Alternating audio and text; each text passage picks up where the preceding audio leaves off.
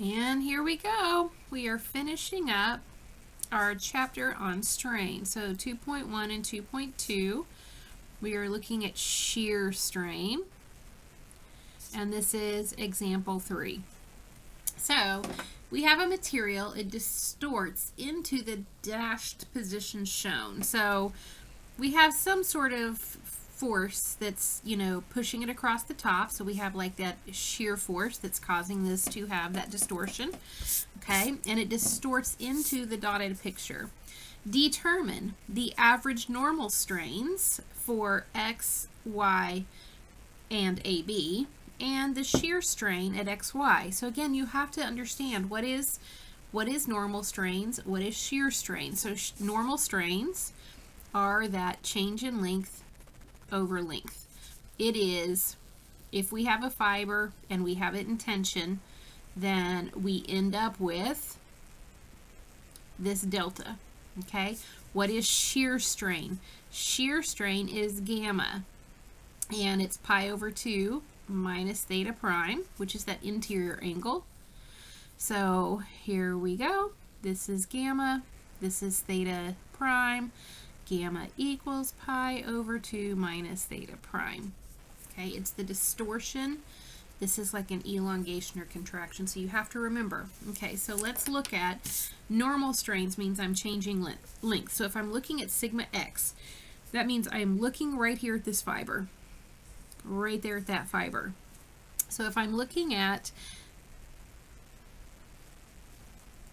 that strain on the x-axis, okay, we're starting at A and we're going to F. I can see that we have 0 delta and we have 150 millimeters as our original. So our normal strain in the x direction is 0. Okay, now let's look at the normal strain in this y direction. So it started here, but it's skewed over 15, so while it doesn't look any longer, we can definitely see now the hypotenuse of this triangle has to be longer than just the original length from A to C. Okay, so let's just draw what that looks like out. Okay, let's just draw this out. So I'm going to look at this triangle right here, and it really helps sometimes to have colored pencils. And I'm going to pull this over here, so we're going to go down. We're going to go down like this, and this is 15 millimeters over, and this original height is 250 millimeters. Okay, and this right here, this new length, this is the final length of AC, and we can call that AC prime. So we could call this point C and this point C prime.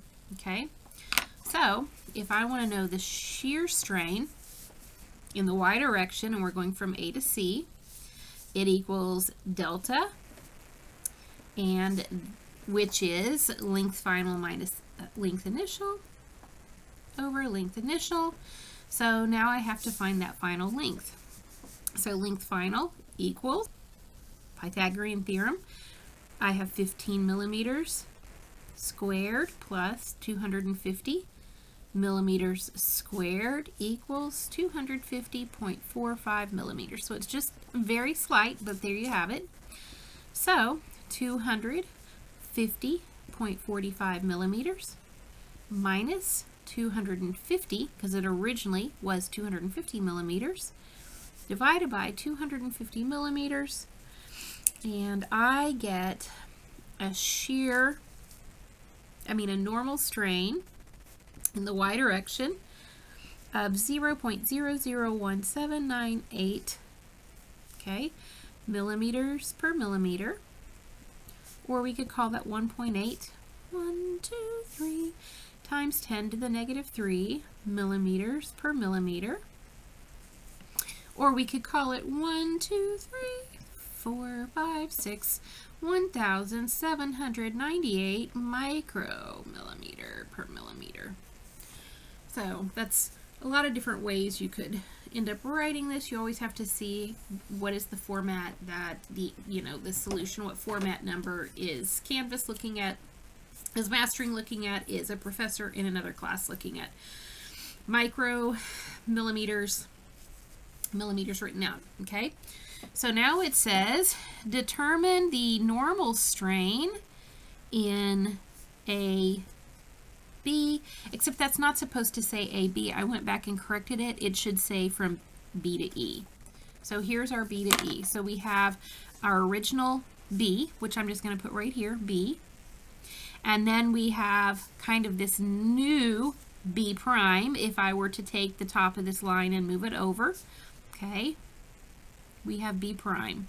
Okay, so I have that. Well, I've also got a little bit of a skewing going on over here. So we're going to look at this triangle as well.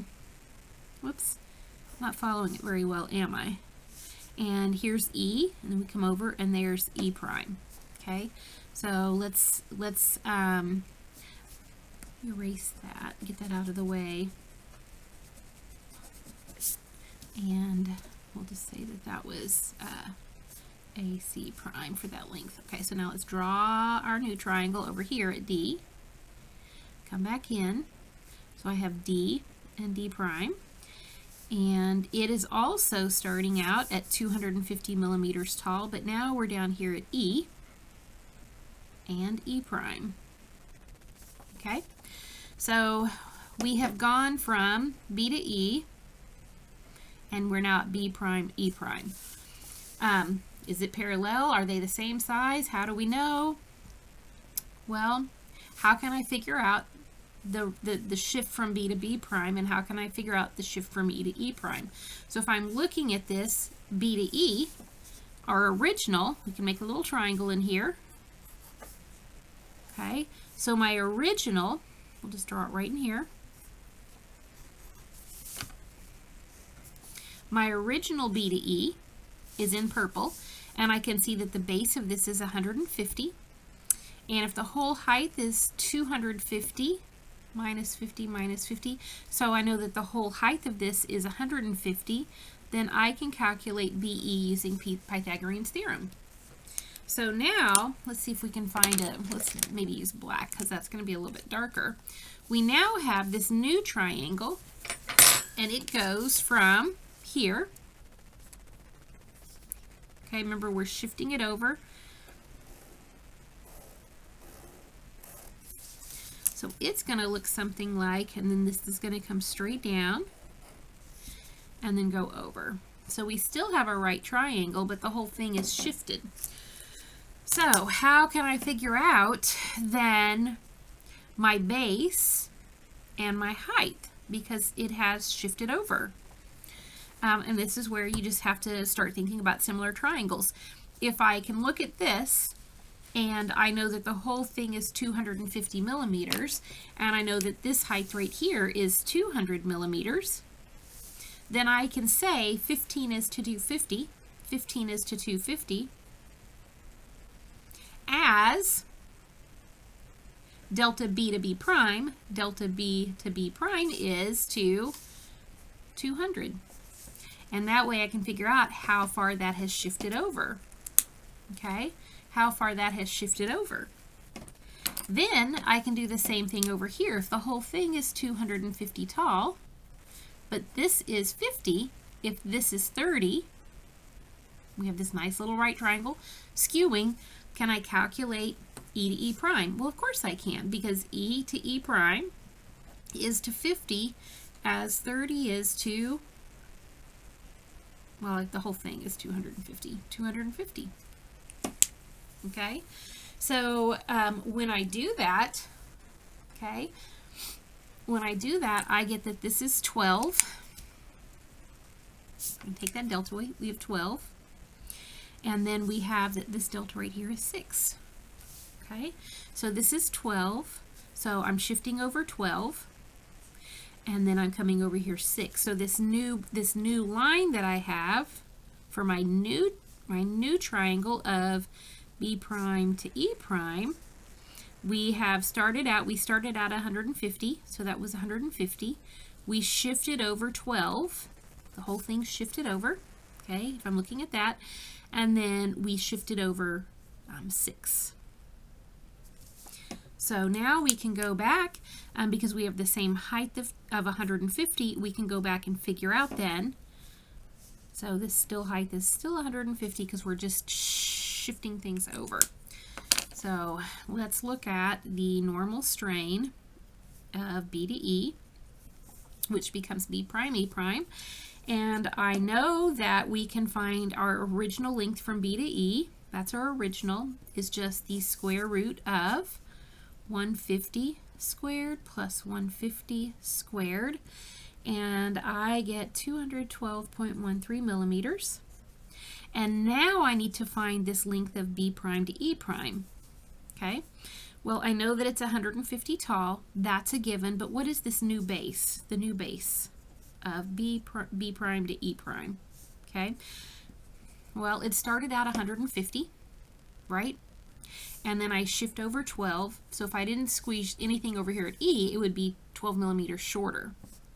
But, okay, but I'm adding back 6.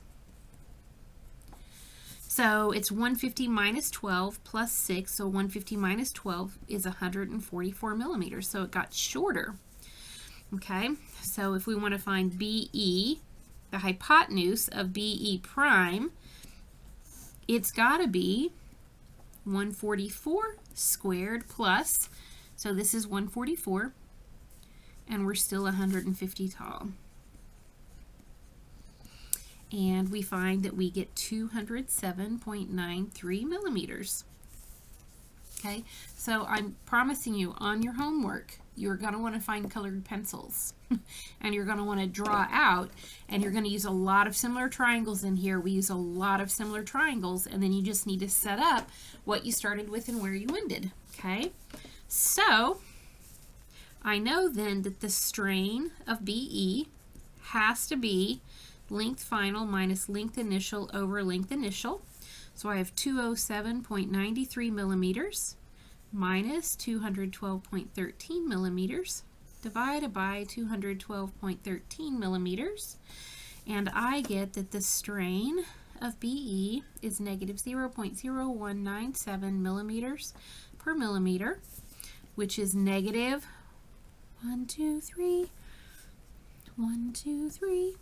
19.7 times 10 to the negative third millimeters, or we could put it over 6 and use micro. Okay, so that was B to E. We did that one. So now determine the shear strain at A. So remember, shear strain is this angle in here. It's that skewing. It's that angle in here. So shear strain in the XY direction at A, okay, is going to be, well, if we're assuming small strains, we can just say delta over L. So I can say 15 over 250, okay, and let's divide that out. So let me find my handy dandy calculator. I still need to get batteries for my real calculator. And I get 15 divided by 250 equals 0.004. This is really not small strains.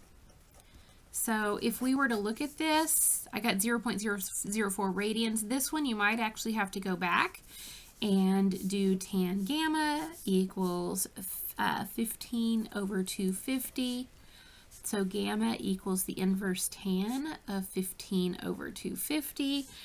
And gamma is 3.4336 degrees.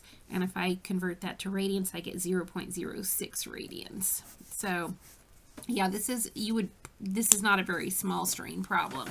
So this would be the more accurate way to go. And there you have it. It's not tough stuff. It's just a lot of geometry.